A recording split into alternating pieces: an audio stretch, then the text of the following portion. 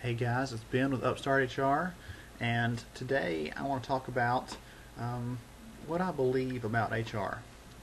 When I got started in this profession, it's what I wanted to do. When I was in college, it's what I planned on doing. I didn't just accidentally fall into HR because something else was too difficult, or because nothing else looked appealing to me. I went to college planning to do that because I okay. Here's my story. Nostalgia time. Um, but for years, I worked with my parents. They owned a small business, and I always saw the people problems that they had there. Hiring the right people and keeping them around, compensating them, um, handling discipline issues, just all these different things that you know I just assumed that there was no way to solve those problems. I didn't know that HR even existed really.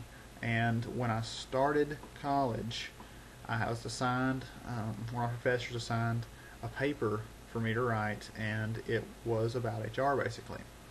And I loved reading about it and learning about it. And from that moment on, I said, hey, this is what I've always been interested in. I just assumed that I would go to school for management and it would deal with those issues. When I found out that there was actually a profession, a legitimate profession out there that dealt with those issues and taught you how to address them, I was on fire for it, and I have been ever since. Um, from the very earliest time when I started this in my career, though, you know, I started reading blogs and things like that because I really wanted to do well. I wanted to know as much as I could when I started. I wanted to be as prepared as I could be for my first HR job. So I started reading blogs like No HR, written by Frank Roach, and Renegade HR, written by Chris Ferdinandi.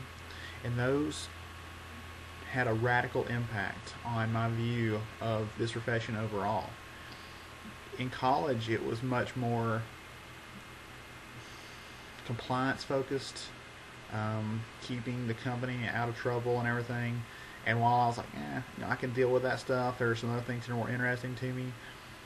When I started reading things by Frank and by Chris and some others, I realized, hey, it doesn't always have to be, hey, don't do that, don't do that. We don't have to be the no police all the time.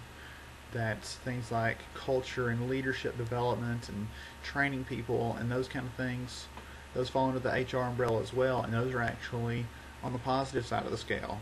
So, from the very first moment that I was in HR, I had a different view of things than most people do, and I really hope that I can carry that with me for as long as I survive this thing. Anyway, I'll catch y'all guys later.